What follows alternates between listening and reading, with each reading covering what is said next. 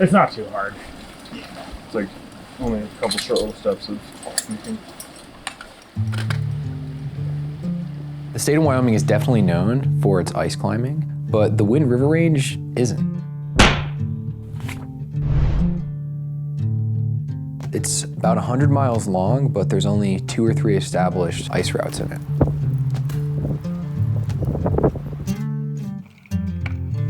Speaking for myself, at least, I'm not a very talented ice climber. I would say I'm remarkably average.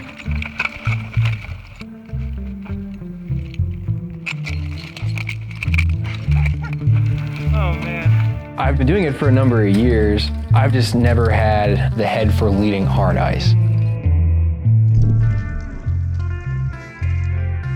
I met my main climbing partner, John, in Lander. I'm a pretty quiet, kind of reserved person. I just remember Rob, like, just talking a lot. And I was like, oh man, this guy likes to talk. Lander's really known for its sport climbing, but ice climbing partners are a little hard to come by.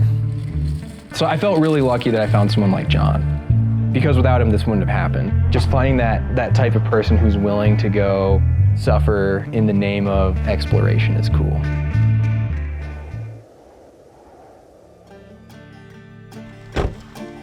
Sinks Canyon is the local crag for Lander climbers. It's got hundreds of amazing limestone routes, but there's only ever been one mixed climb done there. One day I was on a walk in Sinks Canyon. After the snowstorm, to my surprise, a bunch of ice had started to form, climbable ice. I'm like, whoa, that's not supposed to be there. So I immediately call up John when I get back. I'm like, hey, There's some ice up in Sinks Canyon. Let's wake up tomorrow morning. Let's bring our tools. Let's take them for a walk. Let's see what happens. we were at the trailhead at around 4 a.m. and standing at the base of real ice climbs as the sun came up. We ended up doing a route we called It's a Cult, Not a Religion, and John led the crux on that through some pretty heavy spin drift. Those first climbs, despite how short they were, they felt pretty full on, because when John and I went, it was still in the middle of a storm, it was blowing wind, so we felt like we were doing an alpine climb, but we were in Sinks Canyon and we could see our car at the parking lot. But as soon as the sun came up, everything started crashing down. We quickly learned that this ice is super ephemeral, and if it started to form even a little bit, we had to go check it out. And we always had to do it in the dark. Really, it's climbing it really early in the morning or late at night.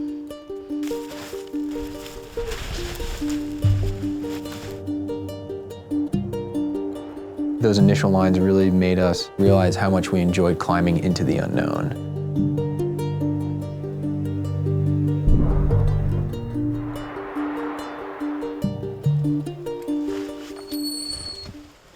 With your left foot? Yeah, that's good, man. Stand tall. Good. I'm ready to come down now. Gotcha. Sometimes we'll get there and there's ice, but we just look at it and we go, Yeah, that looks scary. Yeah. maybe someone else who's more talented and brave would, but not John and I. Once we knew where to look for the ice in Sinks Canyon, we started bringing out other people, and whenever we thought the ice might be there, we just started going out and having a ball.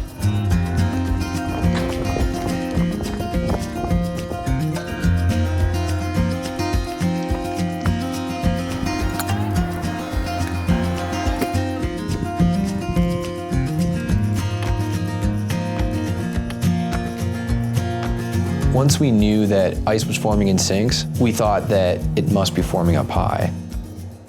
We then set our sights on the Wind River Range.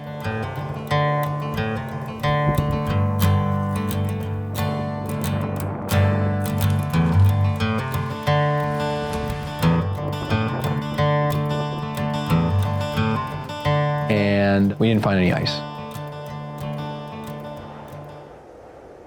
It's November 1st.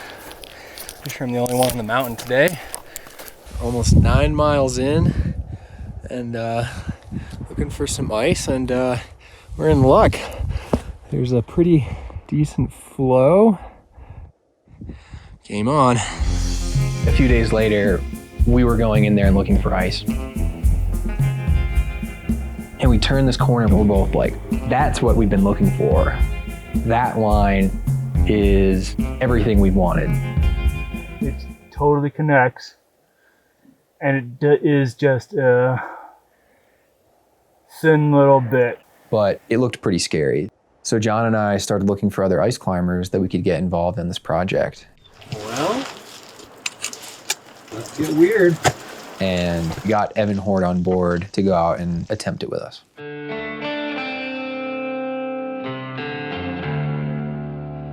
We find the ice and, oh shit, the whole first pitch is out.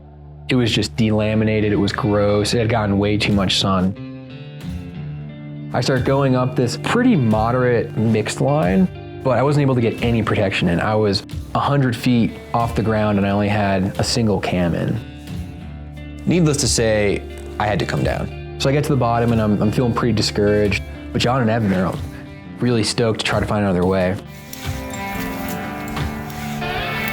They ended up finding these 2 rock pitches that were the key to unlocking this line. So we get to the base of the money pitches and John and Evan turn to me and say, hey, you should lead this one. And I'm thinking, shit. I wasn't too sure about it, but they're both really encouraging guys. Whoa! Hero ice. Don't be a hero. So Rob's halfway up this pitch, and he's fighting hard. It was one of the best ice leads I've seen. He just really gave it his all by the end.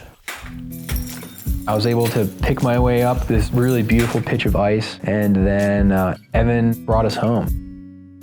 You know, we had put in all of this time, all of this work, and it had just paid off. And, you know, it's not the best ice climb I've ever done, but it's probably the one I'm most proud of. I wouldn't have done it with really anyone else. Like, it was just such a good day. Good morning, people. My name is Jacob Northcutt, and I like sport climbing, and I'm not afraid to say it. Tad Cole, what say you? That's really dumb. A few weeks later, I was back in Bomber Basin with 2 of my friends, Jacob Northcutt and Tad Cole. I'm 18, turning 19 this year. I've been climbing for maybe 16 years now. My dad got me into it when I was pretty little.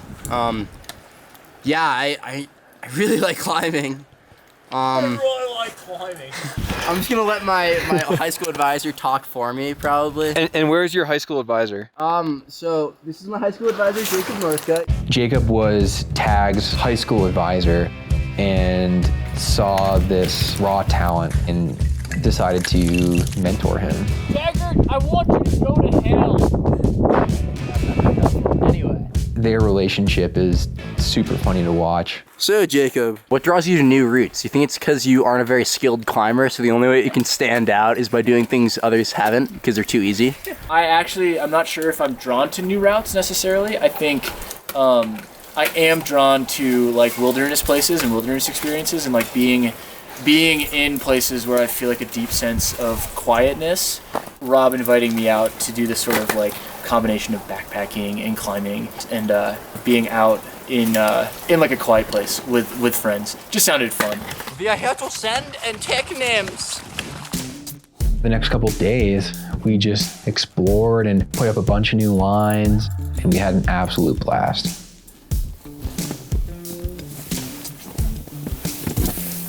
Tiger, stop f***ing moving. So I'm trying to get off this f***ing ice climb, you. I don't think I can put that. You probably should bleep that. I should probably not put that. Yeah, I want to have a job one day.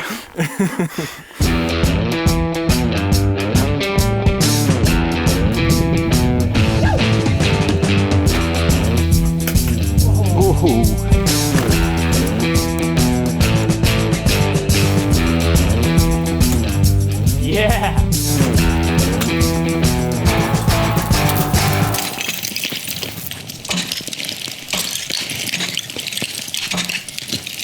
Oh, love and life. I enjoy ice climbing quite a bit.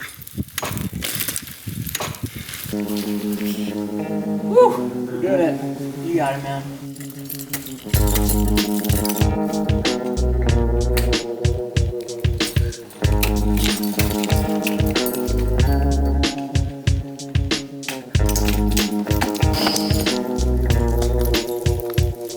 Yeah. Jacob Northcutt's first descent. That's fucking intense. That's like, I wouldn't do that.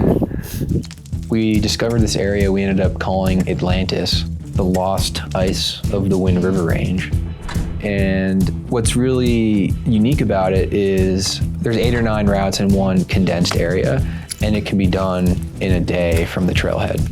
Well, that's the best pitch we've climbed all weekend. Look what we just found. The Wind Rivers deliver! We moved to this upper tier, which was even more impressive. It was some of the best ice we climbed the entire week.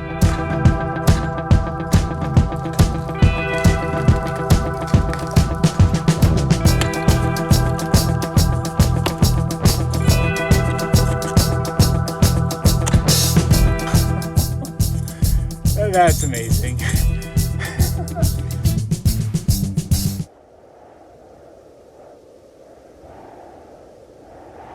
We really want people to go into Bomber Basin because the ice climbing out there is just brilliant. I haven't found too many venues quite like that where you're just totally isolated. You're not going to see anyone else.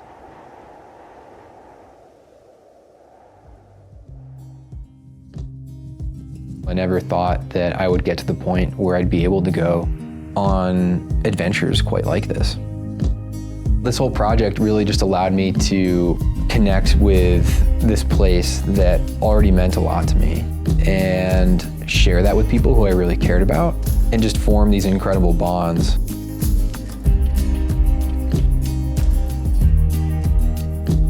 And on the count of 3, I'm gonna ask us all to say bombs away. 1, 2, 3.